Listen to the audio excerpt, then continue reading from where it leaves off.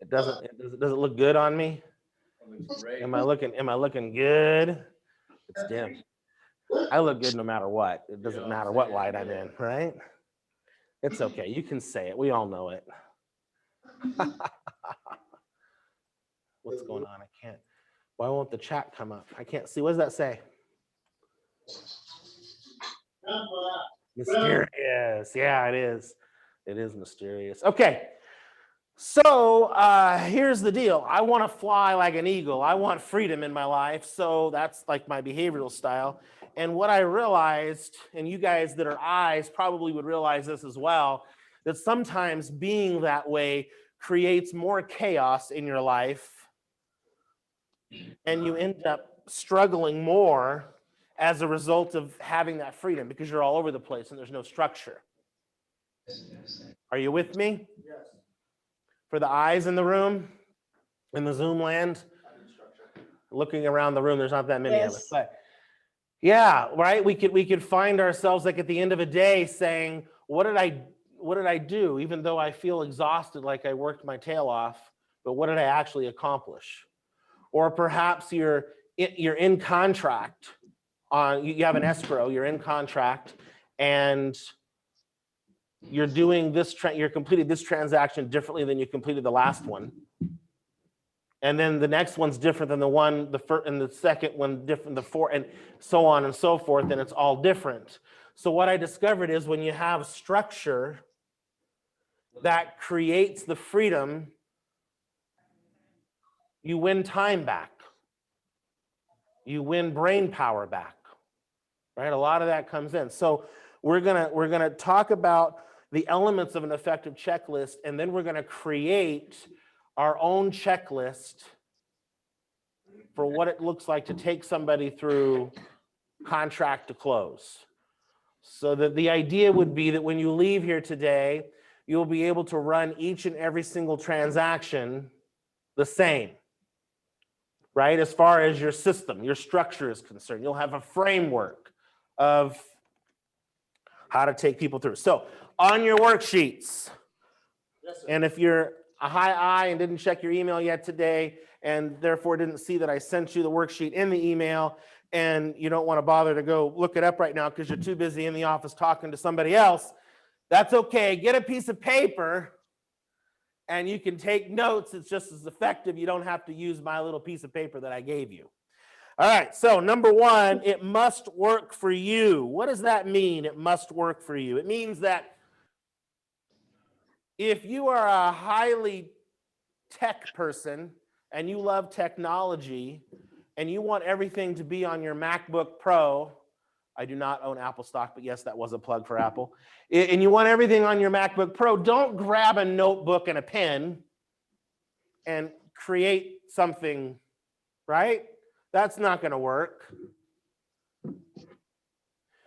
If you're a pen and paper person, I take that personally, Drew. Yeah, I hear you. You should. If you're a paper and pen person, don't try and create a spreadsheet on Excel, right? You got to do whatever works for you. If you don't, what might happen?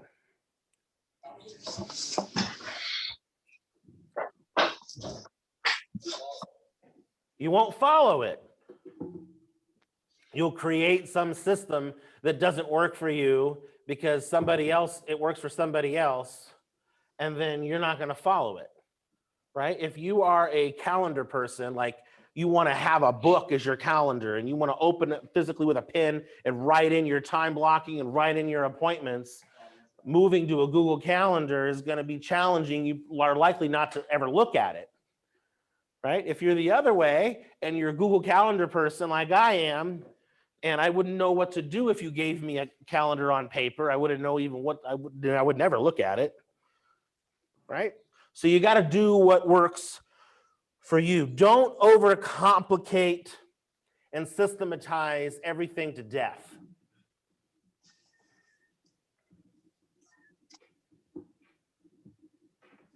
Did you hear me? Where's Ashley Burton? Is she here? She's not here. Bummer. Okay. Okay, you're watching this on the replay then, Ashley. Okay. Take action. Stop getting ready to get ready. To get ready. To get ready. Oh, now I got to aim. No. Ready, fire, Joe. Just fire the gun. Take the action. Take the action. Massive action solves all problems, I guarantee it. Doing something is better than doing nothing, even if it's a misstep. Who cares if it's a misstep? God bless you. Okay? The best system is the one that you'll actually use. The best system is the one that you'll actually use. Think about that. You could create a system. There's some of us, right, our S's and our C's in the room. You'll create a system just because you like creating systems, and then you don't ever use it, and you're off to create another system. You know what? I can't get into action yet because I got to create a system. I got to know what it is that I'm going to do before I know what I'm going to do. You know what? I need to create a system so I can know how to create a system. Oh, wait, I need a system for that. All right, so now I've built 3 systems and I didn't implement one of them and I'm still broke.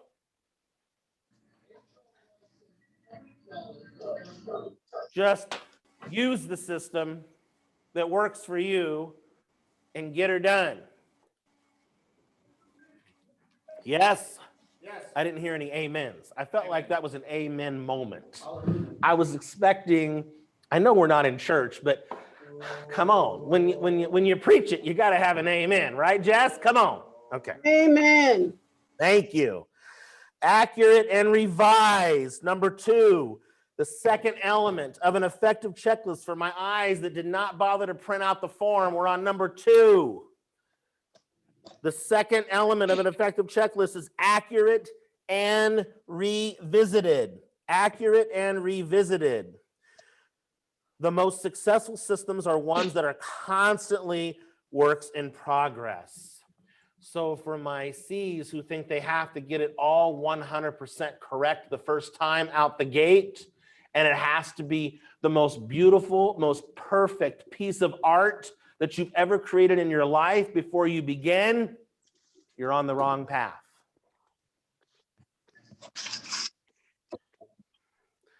The most successful systems are the ones that are constantly a work in progress. It's a canvas that we're constantly painting and brushing up. For example, the checklist you may have in your first 6 months after closing 10 deals is probably going to look a lot different than the one you're going to have in a year after closing 15 deals, so on and so forth. You're going to constantly revisit. Okay? Accuracy comes from awareness. Is the current system you've got in place in accordance to state laws, to the compliance rules for the office? Are you following all the guidelines? Does it reflect your marketplace? What is there something that you can revise and change up for the next time? So you've completed this transaction, and maybe you learned something through that transaction that you can implement in the next into your checklist that will help you in the next transaction. Right? That would create accuracy. You'd be revisiting it and implementing something new. Right? I changed it up a lot. For those of you that have been around a while, I have emailed you out my escrow timeline that I created, I don't know, some 15 years ago. And every so often I have to go back in there and have to revisit, right? I have to go in and put down, oh, this changed, that changed. That is not a checklist, by the way. That's just an escrow timeline to keep you to know what you're supposed to do on day 3 and 7 and 10. It's not designed to be a checklist. It just, for my Joes in the room, to make, because for those of you who want to know you're on the right track, Joe, Yes, sir. that's there to help you with that. Yes, So sir. you can go to the timeline and pull it up and say, it's day 10. What does it say I'm supposed to do? Okay, day 10. Okay, this is okay, I'm on the right track. I can breathe. Breathing is good. All right, number 3, elements of an effective checklist. Number 3, clearly defined time frames. Clearly defined time frames. Clearly defined time frames. Think about it. You have an effective checklist, but you've got no clearly defined time frame. What's that? How's that going to serve you? Could that be problematic? Do we think?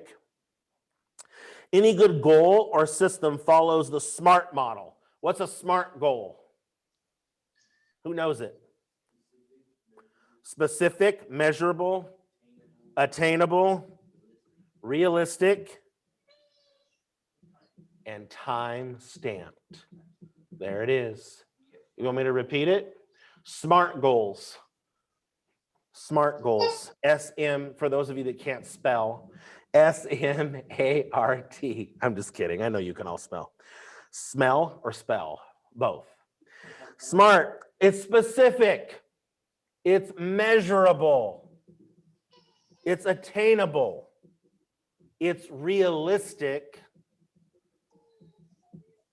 And it's time stamped. Now, I just for 1 second want to talk about, I don't want to spend a bunch of time on what SMART goals. That's a whole nother deal. But I do want to say that the one thing about realistic is that we all have a different realistic. What do I mean by that? I mean, do not allow your limiting belief to come into play when you're being realistic. Because the reality is you're not being realistic. You're being unrealistic in the wrong direction.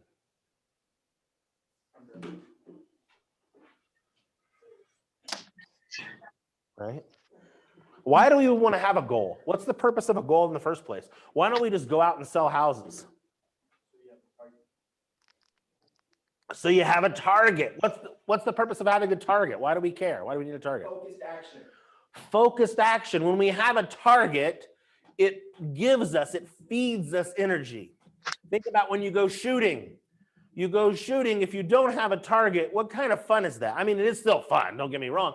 And though you've got nothing to shoot at except for the hillside, how can you even measure what you did? How do you even know if you're improving? How can you prove that you're a better shot than your wife? How can you do this, right? Without having a target, right? You got to have a target. So being realistic, you got to remove the limiting belief and stretch yourself a little bit, okay? But SMART goals, specific, measurable, attainable, realistic, and they're time stamped. For this specific point, we are focusing on the time stamped aspect because it's a lot in real estate is time is of the essence. Do you guys know that there's a time is of the essence clause in the residential purchase agreement? There is. Do you know what it means? Things are done in a matter. Normally there's actual days on what you have, how you have to do it.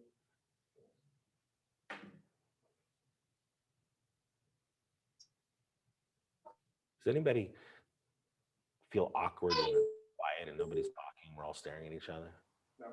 Is it time frames to get everything done? Yeah, right. So it's even deeper than that, right? It's yes, things should be done in the time frames in which they are given, and if there is any change to one side or the other, that they inform the other side of the transaction in a timely manner. Okay. So another reason why we're going to use time stamping as a part of building our checklist is because it's important to understand that there are time frames that are built within our contract. I mean, the one is close of escrow. I mean, if we have 30 days, we have 30 days. What, Brando? Well, the purpose of that is to create a sense of urgency, so you don't sit there and just kind of wait around. I'm not sure the transaction with somebody who likes to extend it to multiple times. And it's supposed to be closed after 20 days.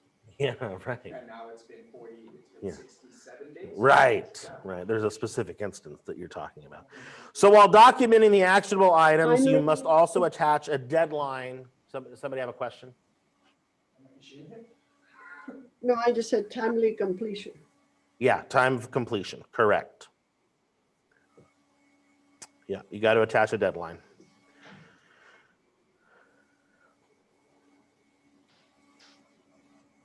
All right, number 4 of the elements of an effective checklist, isolate the core tasks or the transaction components. Isolate the core tasks or transaction components. What are the big rocks that need to be completed? Or you might call them the non-negotiables for success in completing the task. What, Tiff? Lead generating, right? What are the big rocks? Those things that have to be done each and every single time. They're non-negotiables. We're going to go through some of those in just a minute when we build our checklist here. Use the focusing question from the One Thing book. Do you guys know what the focus question is from the One Thing book? How many of you have read the One Thing? Couple. But don't you- Couple, 2, 3. Okay. What's the question? What is the one thing you can do that'll make everything else be able to be easier? Unnecessary. Very close. Yeah, yeah. What is the one thing that by doing that one thing makes everything else unnecessary? That's the one thing question, right? By doing this one thing, I do this one thing and it makes everything else unnecessary. An example, lead generation is a great example. If lead generation is my one thing every single day, that action, all of in itself, creates what? It creates business. It creates results. I come in, I focus on lead gen, I do lead gen, I perform that act, results come in the door, phone rings, I talk to humans, I get referrals.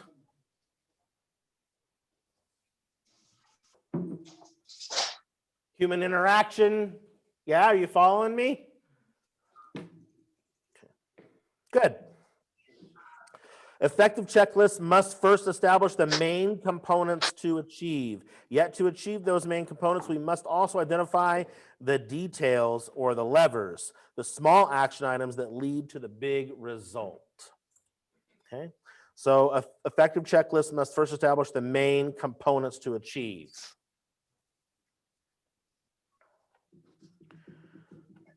All right, now let's move. Now that we understand the elements of what we must have that it must work for us. It must be accurate and revisited. It must be clearly defined time frame, and it must isolate the core task. Okay, so now let's build it.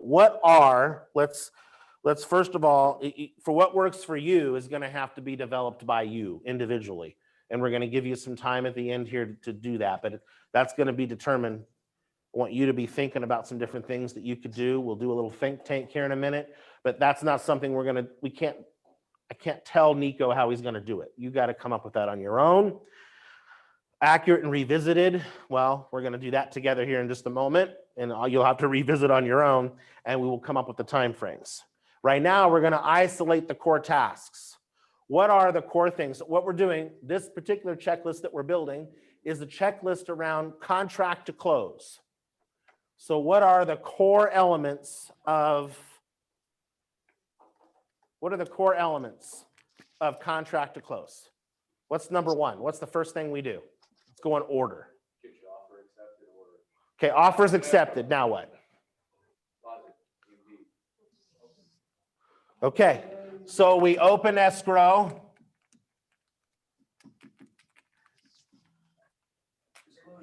Okay, and then from that, right, we're gonna send EMD. Right, opening escrow is the core task. This is something that follows, sending the EMD. You with me? Yes. What else comes with this, opening escrow? What if you're on the buyer's side? Do you open escrow if you're on the buyer's side? Whose side of the equation opens escrow? How do you know this? The Somebody listing in Zoom agent. What? What do you say? The Karen? listing agent, well, either one, because I opened it. The As a listing buyer agent, Typically though, what's sort of the rule of thumb? listing agent, The listing agent. The listing agent is the one that's responsible for opening up the escrow, typically. Now, does that mean the buyer's agent can never open the escrow? Of course No. not. As a buyer's agent, I've opened many of escrow. Especially when the seller's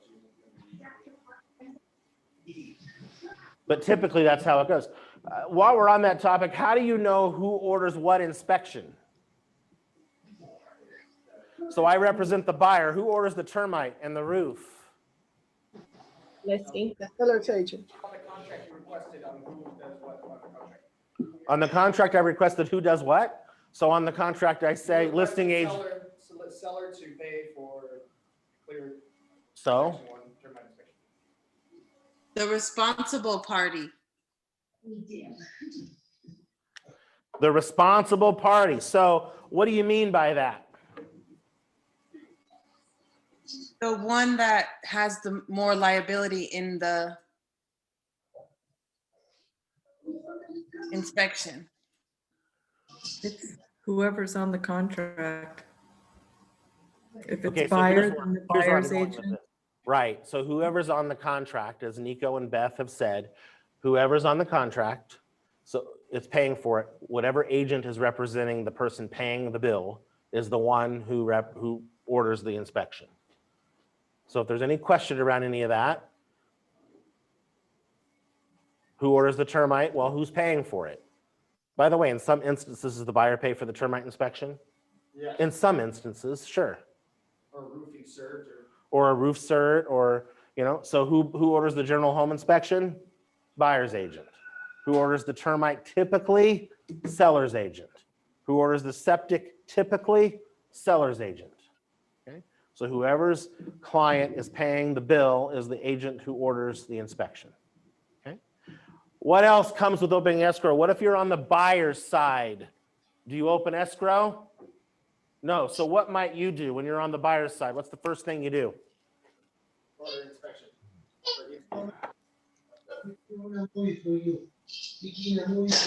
First thing I do. Matter of fact, I'm not going to give you the answer. I want you to come up with it all on your own because we see this happen so many times where people forget to do this, and we end up 2 weeks in. Send the And- contract to the lender. Thank you. Who said that? Christine. Woo! Okay, Christine for the win. Okay, you get a gold star, Christine.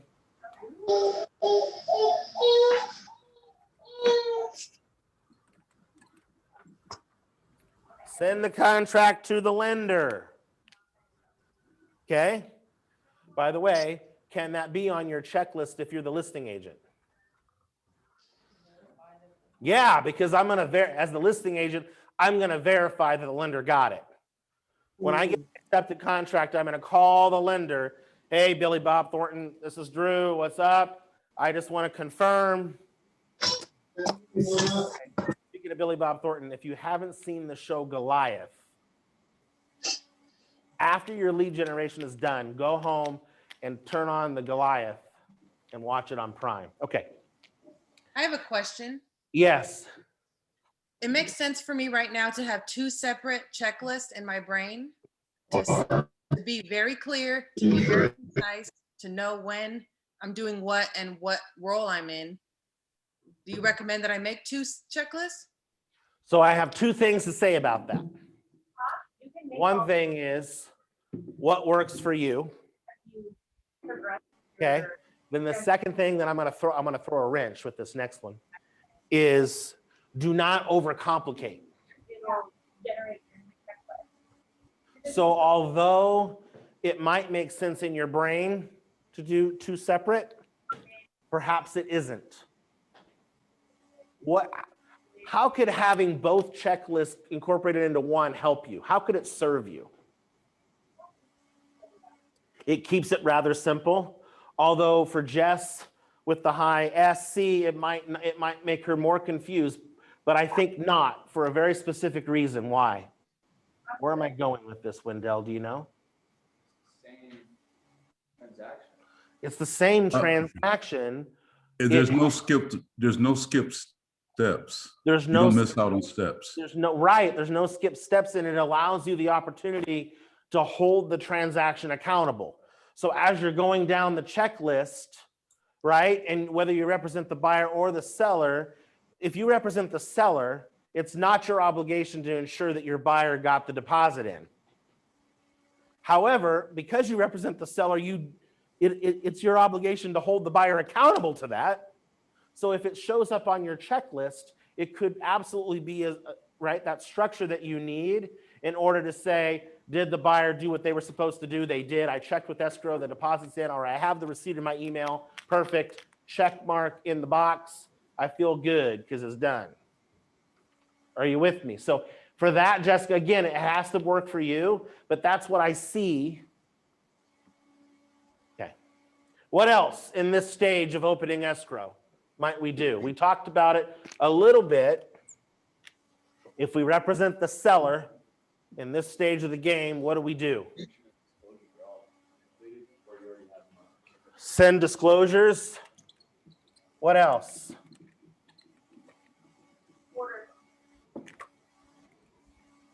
What'd you say in Zoom land? Order your inspection. Order the inspections. Correctamundo.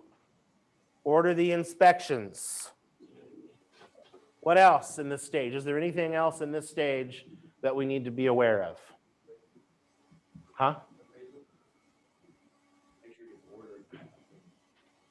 I'm going to submit that the appraisal is one of the core elements, one of the core things that one of the stages.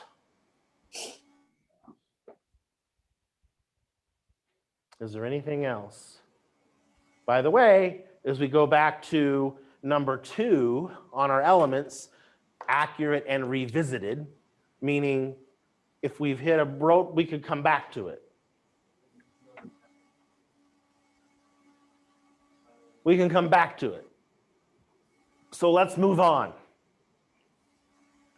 What's another element to our contract to close procedure? Contingencies, removal. So I think that the contingencies are an action of something else.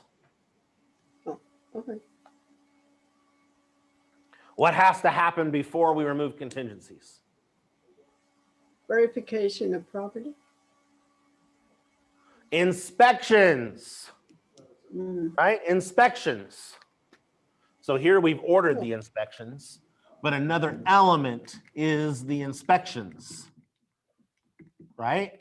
So at this point in time, we need to order the general home inspection, or we need to send the reports that we have to the buyer's agent if we're representing the seller. What else falls in this category? I submit that the appraisal is another core element, right? We're taking out the big rocks. Remember we talked about that in our elements? We're taking out the big rocks of the transaction. So maybe, you know what, to help us, instead of coming up with the subcategories, let's just come up with the categories first and then come back to filling in the blanks. Yes? Okay. So let's define the 4 or 5 things that happen in a transaction. We've identified 2 of them. We're gonna open the escrow. We're gonna have the inspections. What's next? A request for repair, right? We're gonna negotiate the request for repairs. Well, you got it. Okay, what's Frozen. next? What's another big rock? Get them to remove their, investigation contingency. Yeah, so this week, they, I got a note from my. You've said it several times and now's the time. We got to get through the appraisal. What's next?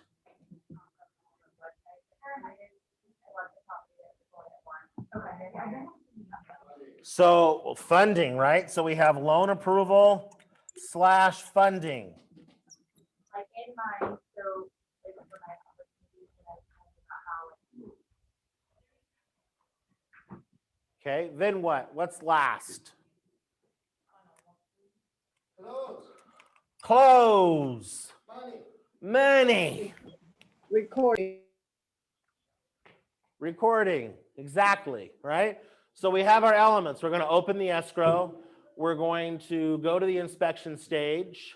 We're going to hit the appraisal stage. We're going to get to the loan approval / funding stage, and then we're going to go to closing. Those are our big rocks. In any transaction, they're all going to have that. What if this? What if they're paying cash? We don't, then, okay, that's, well, maybe, just because they're paying cash doesn't mean they don't want an appraisal. They could want an appraisal. That would be an exception to the rule. What he just said, no appraisal, would be an exception to the rule, right? Not the rule. We're gonna create the checklist based on the rule. Loan approval would be funding. Would be the buyer putting the money into escrow, yeah? Okay, so what are some elements in the negotiating of the request for repair? What if you represent the seller? What would you do when you get a request for repair? What's the action that you take? Say it again. Say it again. Review it with the seller. I do one thing before that. Can't hear you. You can't hear me? Can't hear you. No. Wendell, can you hear me? We'll talk to the buyer's agent Okay. about it. What are the must Bless haves you. out of it, so we I can hear you. so Thank you. Right, I'm gonna do a little research. I wanna do a little research and I wanna ensure that when I go to my seller, I go with solutions. Right. So I have a funny story about an agent that I had way back in the day. I'm still very young, I'm not old, I'm not aging myself. I'm still only 28. And I was like 10 when this happened. When I had Remax, I had an agent, her name was Tracy. And Tracy, we used to call her the Tasmanian devil, by the way, and she accepted that, she embraced that. It was on her water bottle, right? And she embraced that. Very sweet lady. But she would always come in like 148 miles an hour. She would come in the door 148 miles an hour. When she spoke at 148 miles an hour. When she shuffled her papers, it was 148 miles. Everything she did was 148 miles an hour, and everything was urgent. Everything was an emergency. Everything. It didn't matter what it was. And her eyes would get really big because of the emergency. So what would happen is a request for repair would come in, and let's say that it's rather lengthy. Let's give it that, okay? She would scan it in or do whatever and send it to her client. Right away, you get on the phone. I just sent you, oh my gosh, I just sent you the request for repair. Can you believe this? I can't believe they would ask for this much stuff. I don't even know. I don't know what we're gonna do. And this is what would happen, right? And then the client would get all upset.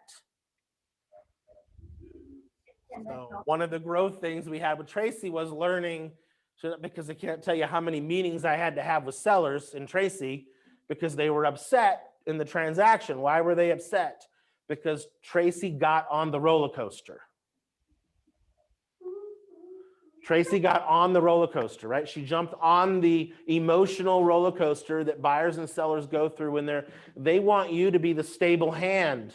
Your role is to take them through from where they are to where they want to be through their own fears and objections. It's not to jump on the roller coaster. Show them what? How fearful. Show them how fearful they should be, right? So we're supposed to stand outside of the roller coaster and reach out and grab them and yank them off the roller coaster. Not jump on with them or have the remote control. Jump in the roller coaster with them with the remote control. Go faster. Woo! Let's go faster. Let's crank this baby up a notch, right? That's not what they want you to do. They want you to be calm, steady hand. I'm shaking. I'm just kidding. So go find the solution first. Request for repair comes in. You have a resource at your disposal. Do you know what it is? I've used it 3 times and it is wonderful. And I don't know why everyone's not using it. I don't get it. And the only thing I can think of is that you don't know that it exists. It's called Porch. Have you heard of Porch? Beautiful. Okay, if you get nothing else out of, you're going to get a lot out of today, but Porch, P-O-R-C-H. If you go into command, one of our allied resources, one of our preferred vendors is Porch. Porch is a company that works with Keller Williams to provide you with up-to-date quotes on request for repairs. It has a 48-hour turnaround. Drew, I Love think your it. mic died. Say it again. I think your mic died. You sound far away. Far away. No, Yes. So is it a contractor service? It is, and they'll do the work. Oh, yep, everybody sounds far away.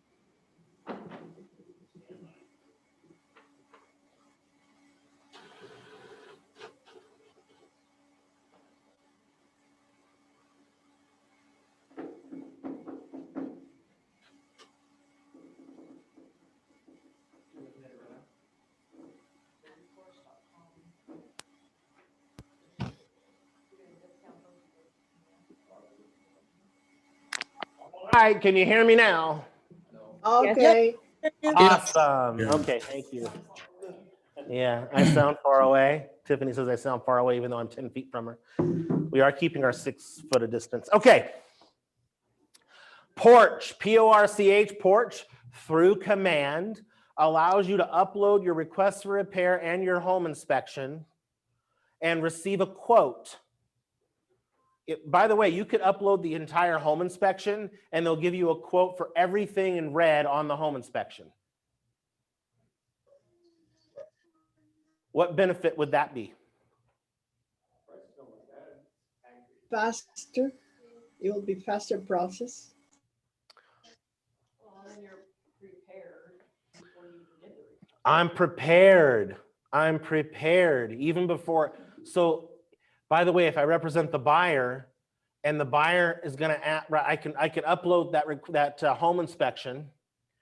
And by the way, you could pay $50 and have a next day turnaround if you want. I did that one time when I was under the gun. But if it's free, you don't pay anything, and they'll give you a bid in 48 hours. So if I got that bid back, right, and my client was waffling on what to ask for, I could use this. I could say, you know what? Let me go out and get an estimate on this stuff and see how much it's going to cost. And then with the estimate, let's revisit what we ask for. Right? You're arming your buyer with knowledge. Mhm. Because how many times is a buyer going to think something is more expensive than it actually turns out to be? Every time. Every time. A buyer walks in and sees a room that needs new flooring, new carpeting. That's gonna be 10 grand. That's $10,000. They got to paint the place. That's $240,000. I mean, and it's like I'm exaggerating, but you know that through a buyer's lens, everything is twice or 3 times what it actually would cost to have it done. Okay. What causes that, by the way? Fear. Fear. The false evidence that appears real, right? Fear is driving that. They're afraid. They don't want to get hosed. So that's that little mechanism that kicks in and says, boom, Or they don't know stuff Right. about things. and they don't know stuff, right? A lot of people who've never, maybe you're working with a first-time home buyer, or maybe you're even working with a homeowner that really hasn't done anything to their home, right? They've never done, they don't know how to price it. So porch,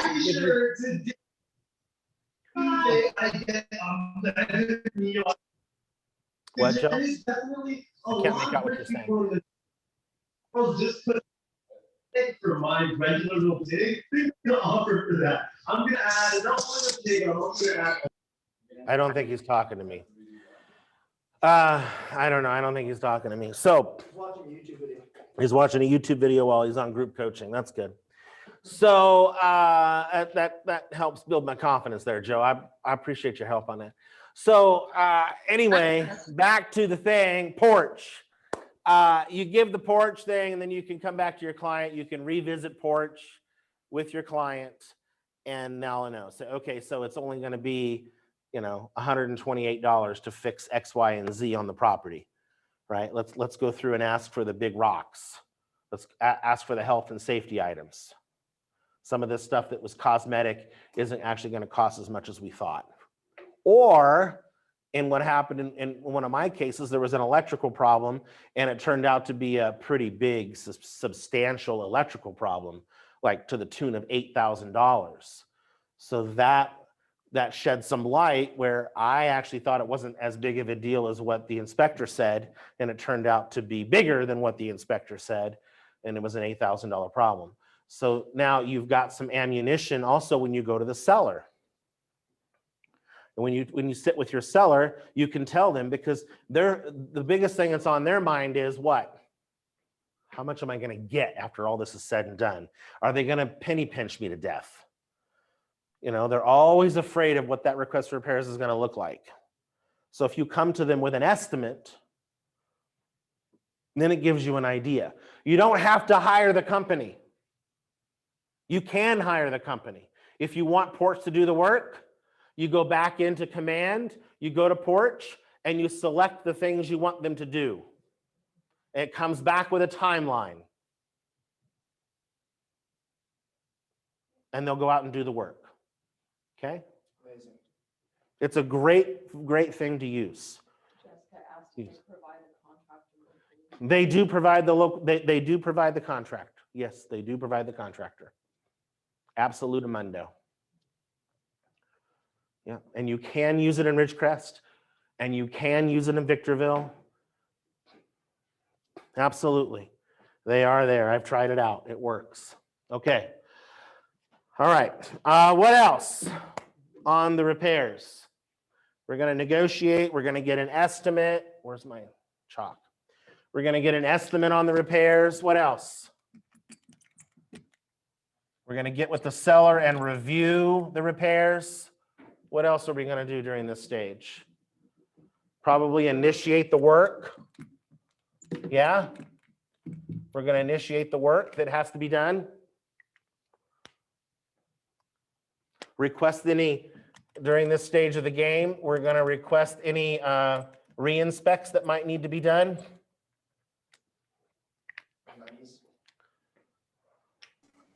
Certifications? Any of the certifications that need to be gathered, right? All of that goes into the negotiation. What else might we have under the repairs? Sellers and doing any repairs. Huh? The money that's going to be, what's it called? Well, I guess it comes in. Yeah, there's no money in this stage. Except for the estimate, getting the estimate, that's a money thing, but there's no money transferring hands. What else? Would you remove, once the repairs are done, would you remove the? Yes, removal of the contingency. Right, removal of the contingency. I wrote CR removal. And then there's just Same. the loan contingency for the appraisal, right? And then the appraisal, right? Is there anything left on repairs? Remember, this is meant to be revisited. So as you go through the next transaction, you could be assisting yourself in building this out further. Okay, what about the appraisal stage? What do we got to do for that?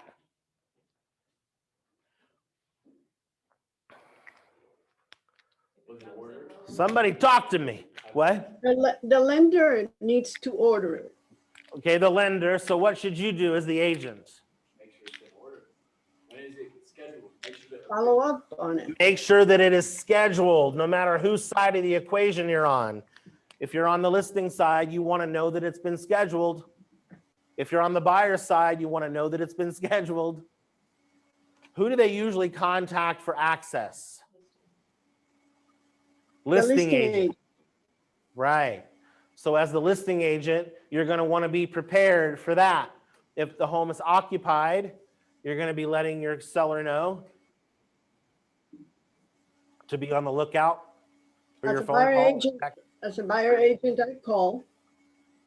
As a buyer's agent, I what? call the listing agent and let him know. I Great. call the listing agent and let him know of the date. Perfect. I love it. If you know that, you can do that. Some lenders do not let us know. So some lenders do not know. Some lenders, all lenders are not created equal, just like all real estate agents are not created equal. Sometimes you have a lender who really pays attention to the fine details, and they once they order the appraisal, then they go and they find out which company won the appraisal, and they report that to you. And other lenders do not. And they're within their right to not, because the law says that the lender and the appraiser need to be at arm's length. So they're not supposed to really be talking to each other. There's nothing wrong with them finding out who won the appraisal, what company. There's nothing wrong with that either, right? So it can go either way. It depends how the lender is set up. So if you know who the appraiser is, great. That's a great move. You can call the listing agent. Hey, the appraiser is Joe Lent. He's got it scheduled for the 12th. He's going to be calling you. Okay. What else on the appraisal? Anything? If you're on the listing side, make sure you check all the health and safety items. Make sure you got your carbon. Very good. So if you're on the listing side of life, make sure that you have checked the health and safety issues. Make sure that the water heater is braced and anchored according to law. Make sure the smoke detectors and carbon monoxide detectors are in place. Make sure that you don't have holes in the walls and holes in the floor. Anything that might be called out.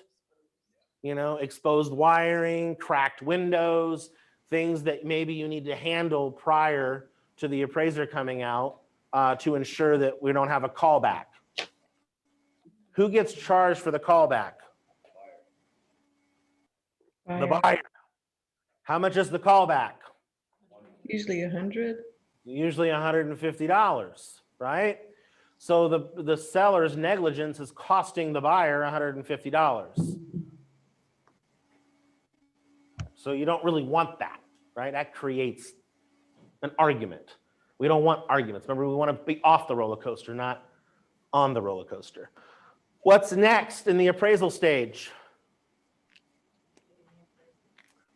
Getting the appraisal. You get a copy. Yeah, getting the appraisal. What else? Make sure you meet the appraiser. Check the And that value. it does appraise to what you offer. Meet the appraiser and provide comps. I and ask report. first because sometimes they're offended. Sometimes they are offended. I would agree And I with make sure they belong to our local board. There you go. Make sure they belong to your local board. Some, by the way, they don't. Not all of them. Especially like VA, if they win the appraisal, VA doesn't care which board they belong to. Okay, and then you can meet with them and build rapport and even provide comps if they want you to. Especially when you're in a market that's going up, like ours is going up. You want to be that resource for them. Make their job easy. Most appraisers are overwhelmed with the amount of inspections that they have. Remember, they have to visit each property and take pictures of each property that gets sold. So if you're making their job a little easier, maybe, maybe you'll win a little favor. What else? There's one last thing that I can think of. Wait for it to come in. We got that. Appraisal's in. Well, if it Make comes- sure nothing is called out by the appraiser. Say it again, Beth. Verification of property. Make sure nothing is called out by the appraiser. Make sure nothing is called out by the appraiser, right? The appraiser, by the way, ladies and gentle cars, if you didn't know this, is the eyes and ears for the lender. So if there's going to be something that's called out, you heard the term lender required repairs, that comes through the appraiser. Okay, so that's what Beth's talking about. One last thing we're going to do for appraisal. Contingency. Remove the appraisal contingency, exactabundo. All right, what's the next stage we decided on? Loan approval and funding. Okay, what do we got to do here? We're going to call the lender and find out where we are. Do we have final approval? What are the final approval conditions? Is there anything I can help with? The selling agent and the listing agent can both call the lender. I didn't know that for a long time. Yes, thank you, Beth. Both the listing and the buyer's agent can call the lender, absolutely. It is within your right as a listing agent to call the buyer's lender. Absolutely, you can do that. Now, be respectful, but it's within your right to get a status update from the lender. Should you have to get a status update from the lender? No, if the buyer's agent is doing their job, right? So that should be on your checklist. As a buyer's agent, I'm keeping the other side informed. When the appraisal came in, it came back good, no repairs. I'm keeping everybody in the loop. A good lender will do that for you, so you don't even have to. And it needs to be on your checklist so you can check the lender. You are basically you guys realize this? What we do as real estate agents, we are project managers. So as a project manager, you're ensuring everybody's doing their job. If somebody doesn't do their job, then you jump in and do it for them. Or hold their feet to the fire till they do their job. That's why you want solid people on your team so the job gets done for you.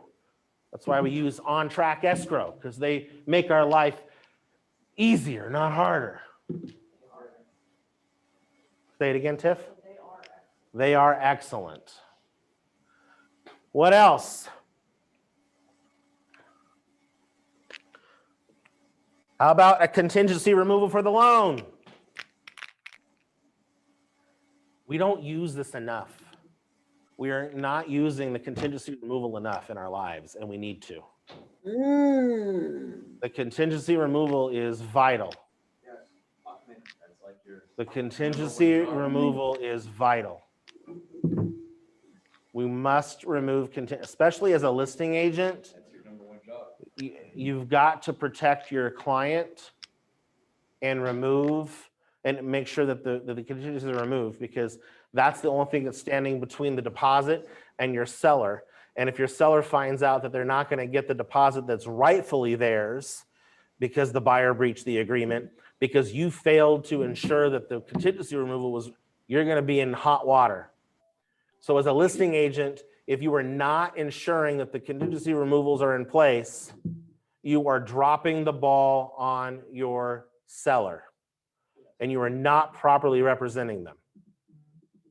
So the contingency removals are vital. As a buyer's agent, we're contractually obligated to provide them, but it's not critical to our buyer's success, right? In fact, it's the other way around. And yet, there is remember we talked about time is of the essence at the top of the hour. We talked about our checklist having to have a timestamp because our contracts all have a time is of the essence clause in them. And as buyer's agents, if we are not fulfilling our obligation to ensure that we're having our buyers remove the contingency, then again, we could be held liable for breaching the contract. Okay, we could be. It's a long shot and it rarely happens. And it's your obligation, right? That's where, we talk about real estate being both an art and a science. That's where the art comes in, where you're using your gut, you're using verbal communication with the other side. The more communication that you have with the other side of the transaction, by the way, the more you can get away with. So as a buyer's agent, if I don't want to remove the contingency, I can do that by simply keeping them in the loop. Now, as a strong listing agent won't give 2 iotas, and they're going to ask you to remove. Thanks for letting me know, Brando. Send the contingency removal. Can you do a notice to perform if the buyer's agent refuses? Yes, so that's your remedy, right? As a listing agent, if the buyer's agent is not removing the contingency, your remedy, after professionally, respectfully requesting it, your remedy would be give a notice of buyer to perform. Now, would you have 2 separate contingency removals, one for the? You can have as many contingency removals as your heart's content. So you can have each one, you could have disclosures. Boom, I remove that contingency. Most of us do one at the end for everything. That's usually how it's done, typically. At the 22nd day? Yeah, like after we have the appraisal in, we've already negotiated all the repairs. By the way, do the repairs have to be completed in order for the buyer to remove their contingency for inspection? Actually, I have some no's in the waited. room. Anybody in Zoom land? I waited. I have an I waited. I have a thumbs up from Jessica. What's the thumbs up mean? Thumbs up means that I will not drop the contingency until my buyer has completed all of the inspections and is sure that they can purchase the home, and they will not drop the contingency until they are sure. Okay, and so the question was, do the repairs have to be completed? No, just they it don't needs to have be, to, but Oh. protect your. They have to be agreed. Yes. that form needs Right? to be signed by the The seller. form needs to be signed by the seller and communicated back to you. Because what happens, what's the request for repair? What kind of document is it? Or an addendum. It's an addendum. It's an addendum. What is an addendum? In addition. to the It's an contract. addition to the contract. So when you enter into an agreement with the seller, buyer and seller both sign the request for repair and the response to the request for repair. We've all agreed that this addendum is going to be added into our contract, and therefore the items that the buyer requested to be repaired are contractual obligations of the seller. So the actual work being completed is semantics. The seller is under contract. So the buyer can 100% remove contingency after they have a contractual agreement for those repairs. Because the buyer cannot buy the home. That would be a reason. Under their contingency, I said, I get to do an inspection. Now that changed when I added my addendum. Now it's the contingency is these repairs are completed, right? The contingency moved. Now, what removes the contingency of the repairs being completed? The close of escrow. When escrow closes, when the deed gets recorded, that is the only passive thing that happens in the state of California with regard to the residential purchase agreement, is it closes or removes all contingencies in the contract. So if you close escrow and you didn't get a CR form signed, the contingencies are removed. Okay. Now, you got away with it and you're okay and you got unscathed, but please understand that you could have hosed your seller had you not, if you didn't, because you didn't get that. Nico. I was, recent transaction, we were trying to schedule doing the verification property, verification, VP. And we had funded all escrow tried to tell them to hold on because we were still wanting to verify. Okay. And they said, Okay. we're in a position to close, we are going to close, we are not gonna wait, and I thought that was weird, because if the. Who was the escrow company? Yeah, so that's the thing. So Nico said, if you guys in Zoom land, he called escrow and said, hold off on the recording. We're not ready to record. And they said, we're in a position to close, so we're gonna close. They are in direct violation. Right? The escrow company's job is to not make decisions. They are to follow instructions. And if an agent calls and says, don't record, they could have been sued. If the buyer walked in and saw, they could have been sued because we instructed them not to close and they went ahead and did it anyway. You can't do that. They don't get the option. One side says don't close, they have to stop it. It's whoever the affiliated party is with RE/MAX. It doesn't matter. I don't care. I wanted to make sure it wasn't ours. You can't do that, right? Okay, what else on the closing? Now we're to closing. What are the components around closing? Possession by 6 p.m. Possession. How do we get the keys? Agreed upon otherwise. We go to listing agent, The listing agent is the keeper of or the it may be keys, a lockbox. and the listing agent shall deliver the keys to the buyer's agent, right? In some fashion. That looks different depending on where you are and who the agents are. They could look all over the place, from I left the key in the lockbox and the rest of the keys in the kitchen drawer, to I dropped them off at your office, to hunt me down and find me for 2 weeks. You got to have the house rekeyed because I don't do my job. It could be anything all across the board. So that's a conversation that you're going to want to enter into as a buyer's agent with the listing agent when? 5 days prior.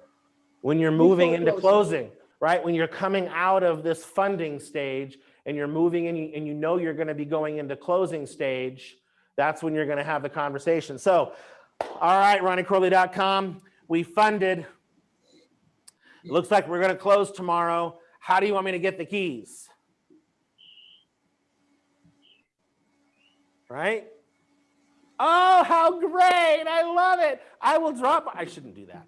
I will drop by your office the old-fashioned way and drop them off at the front desk, right? Okay, perfect.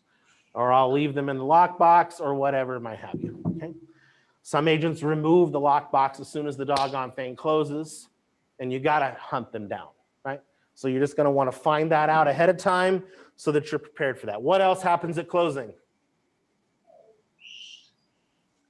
In that phase, you're gonna do the final walkthrough. Money is paid. So the final walkthrough is when you want to find new stuff to ask the seller to fix.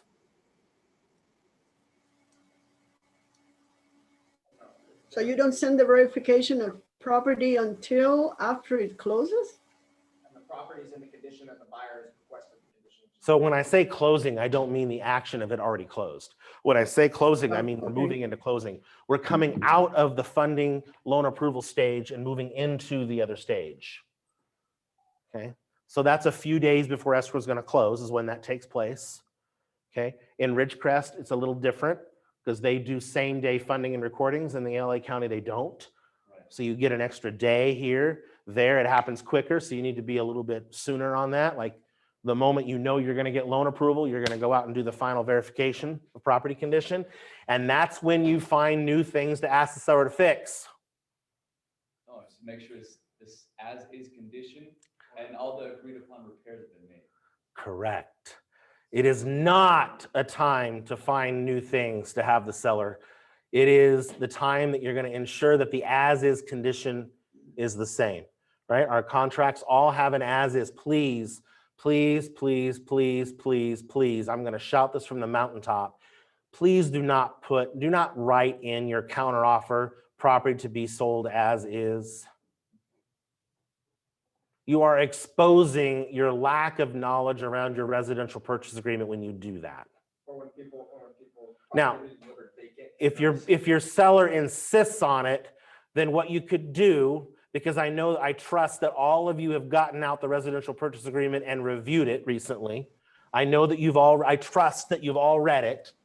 And so you're going to go to section 11 on page 6, I believe, and you're going to look at 11 and you're going to highlight the part that says this property is sold in as-is condition, and you can highlight it and you can show it to your seller so they can see that it's already in the agreement. You don't have to restate it.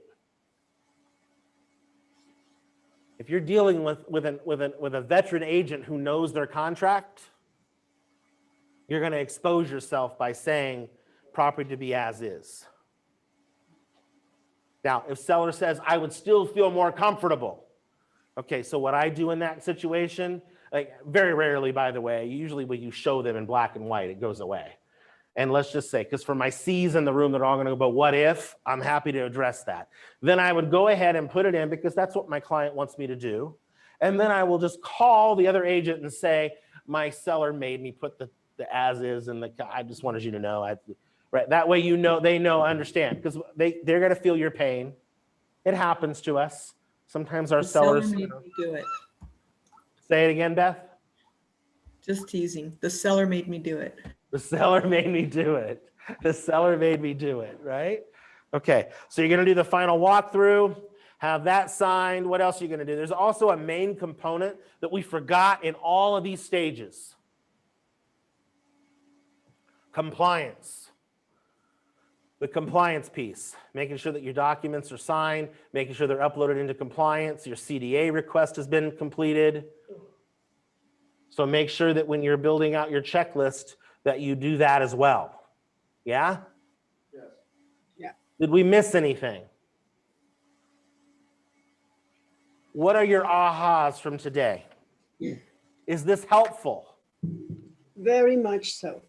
Do the fundamentals. I would say Tiffany? one thing that I have caught that I don't usually do is to verify that the lender has gotten. Oh, yeah. Okay, Tiffany says that the one takeaway is to verify the lender received the contract from the buyer's agent. By the way, not all real estate agents are created equal. We're not all cut from the same cloth. And it has happened numerous times where the buyer's agent failed to get that contract to the lender. The lender would have no way of knowing that you have a contract.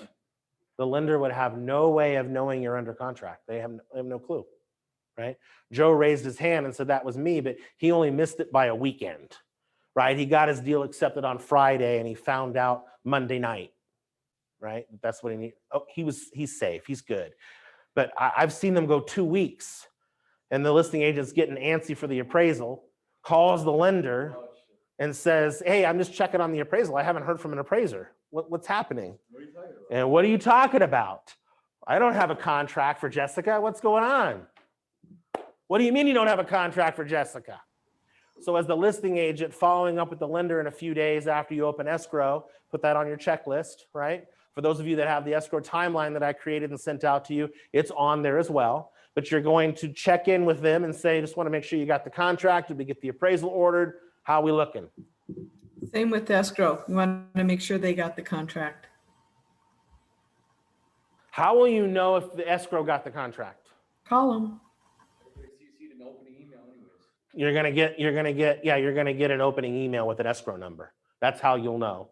And if you don't get that in a couple of days, then you know that they probably didn't get it. And that's when you might want to call them and say, hey, Shauna, did you get the contract? I have a question. Yes. You're saying sometimes you can go like 2 weeks because the buyer's agent didn't give it to the lender. Shouldn't escrow have, not that it's their responsibility, but shouldn't they have realized and known that they haven't? It depends what escrow company you have. If you're working with First American Title in Ridgecrest or Chicago Title in Ridgecrest, no, they won't catch it because they're not asking for numbers until the very end. If you're working with On Track, then yes, it's high possibility that it will be found out because On Track reaches out to the lender immediately. On Track is on track. They reach out in an opening email. Is there anything we can do to provide support? They reach out right off the bat, right? But other escrow companies don't because they don't have a need. They don't have that structure that we talk about, right? The reason On Track does it is because they have a structure. that Amy has set in place for them. This is how you will handle this, because it's owned by a real estate agent that knows what a real estate agent wants in an escrow company. Right? The rest of the escrow companies are owned by escrow officers that didn't play in real estate at a high level. Beth says porch. That was her aha, porch. Fantastic. Use it, love it, fall in love with it, make it a part of your life. It'll make your life easy. The most What else? successful systems are always a work in progress. The most successful systems are always a work in progress. I love it. It's not just a done thing. What other ahas? Any ahas from Zoom land other than Beth gave us porch? I know that Jenny and Jessica both have an aha. They just are off camera right now. I had one. Go for it.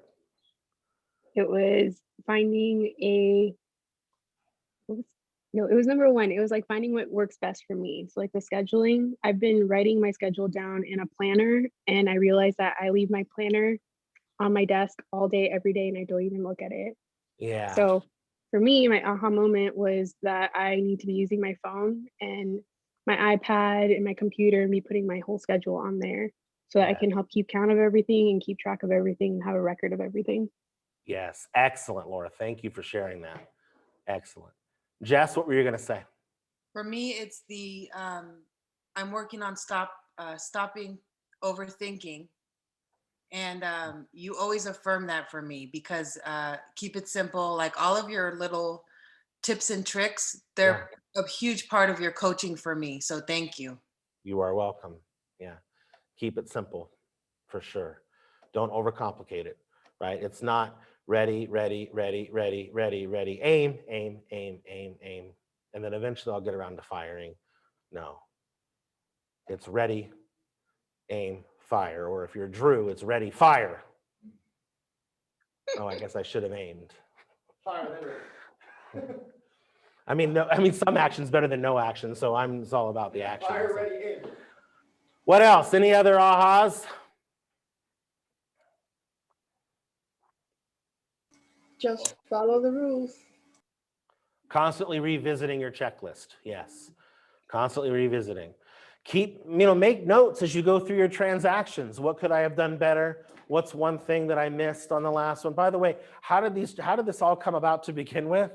Is because, probably somewhere along the lines, I worked with a lender that didn't do their job, which made me realize I need to do this now. I worked with an escrow company that didn't do their job, which made me realize that now I need to go check on them.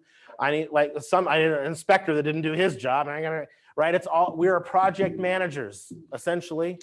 We're managing the project. Plain and simple. That's a synopsis of it, right? Clara, what did you say? No, I said you follow the rules, but one of the things that I have learned is that you also need to be in conversation with your buyer, because you'll be finding things that the lender didn't tell you, and you don't want it to be too late before you can resolve the issue. So that is great. So let me ask you, how often should you be in communication with your buyer when you're in escrow? Twice a week. Every step of the way. Well, every step of the way, right? But what's the nuts and bolts of that? At least twice a week. At least twice a week, if not more than that, depending on what's happening in the transaction. Right. Yeah, every day and twice on Sunday, Jason says.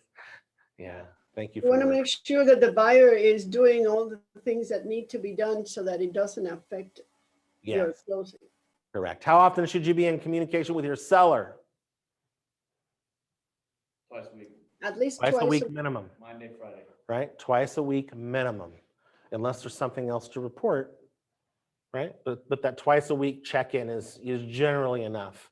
You'll have enough information to provide them, okay? All right, if there's nothing else, I will see you folks on Thursday at 1 o'clock. We're gonna talk about the preliminary title report and how to read it. Other than that, Peace be with you. let me know if you need anything. And if you're not on my calendar, get on my calendar. Peace out, brothers and sisters. Bye. Bye.